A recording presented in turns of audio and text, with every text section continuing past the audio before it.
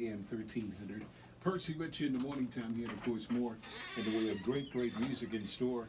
And we're going to go live now, of course, as we have in the studio with me First Lady B. And she, of course, always has some great and insightful comments on some of the things that are going on in the news and in the world of gospel and entertainment. How you doing? I'm good. I can't complain this morning. How you doing? I'm doing well.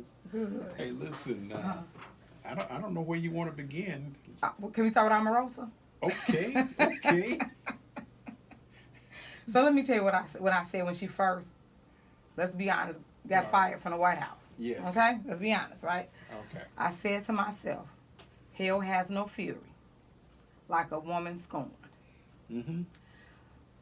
It was only a matter of time before Omarosa landed somewhere and started spilling the tea. Yes, she ain't drinking it. She's spilling it. She's spilling it. So she is on this season of Big Brother Celebrity Edition, and so the first episode she's sitting on the couch and she, dramatic. You know how dramatic she is. Of course. And she's talking about how every morning she would wake up and be distraught, over Donald Trump's tweets. And then the gentleman was like, is anybody in the White House telling him, to stop? That is not good. And, and Omarosa form was like, I tried to, but once I tried to, they all started attacking me. And then, of course, the tears started falling. Mm-hmm. And then Monday night, she revealed that Mike Pence, she said, we'd rather have Donald Trump than we would rather have Mike Pence because he's worse than Trump, and said that his Christianity is so extreme that it's scary. So, so I guess every episode, and I'm quite sure they put her on the show for this reason, because it was probably getting all type of viewership. Now, let me tell you what I think is ironic. Trump, when somebody gets on TV, do interviews or whatever, and discuss him, he attacks them on Twitter. Trump ain't said nothing about Omarosa. How ironic. How ironic, right? Well, maybe she does know something. That's what I said. That's what I said.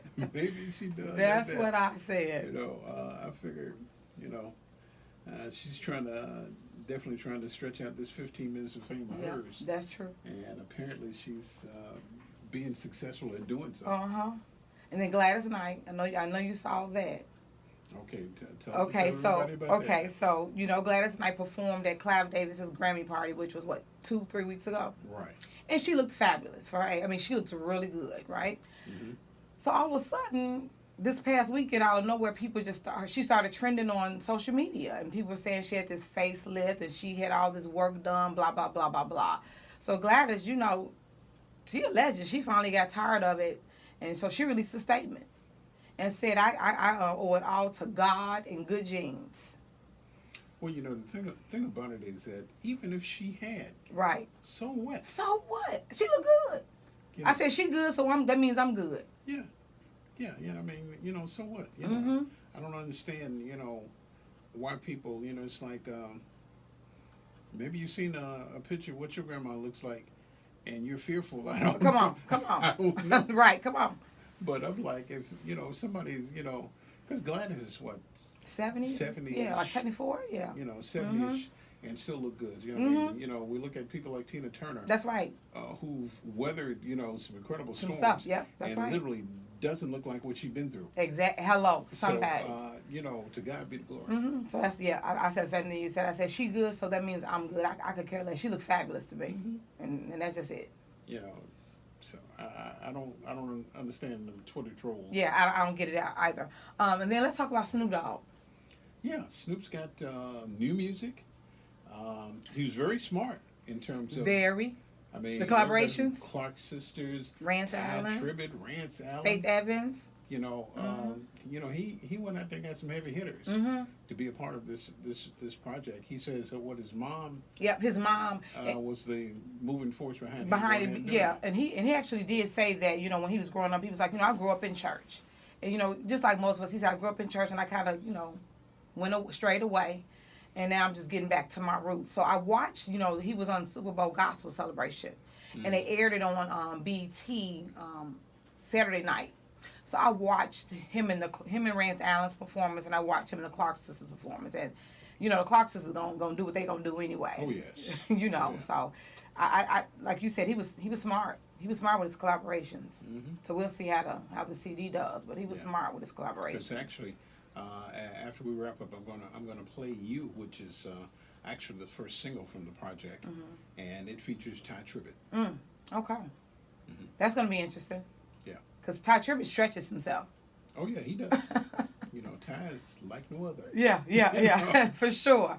And then I was, this is, Friday Black Panther, well, Thursday. Let me be honest. Thursday Black Panther, premieres. For those people who purchased, early tickets. So this week, literally, they everywhere. Well, we've got the Black Panther Challenge going on. Okay, I'm listening. And a gentleman out of New York City actually did a GoFundMe page. That's right. And raised $48,000 to date, as of yesterday, to buy tickets to send young children of color that's to right. go see this movie. Octavia Spencer has said that she's That's going to buy right. a theater out here in somewhere. Yeah. We're thinking somewhere in the Natchez area. Yeah.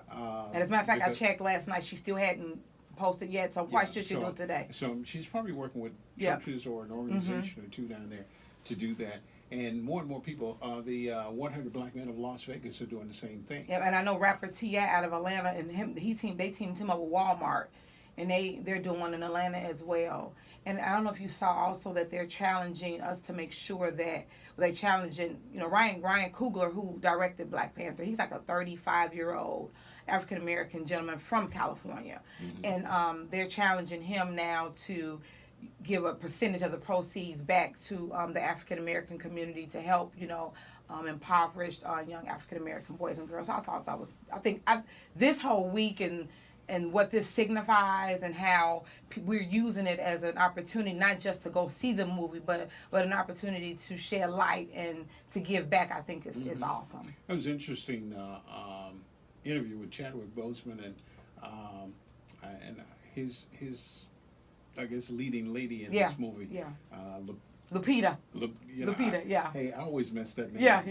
So leave it alone. Yeah. Interesting video interview with them as they talked about the significance of the movie and what it represents.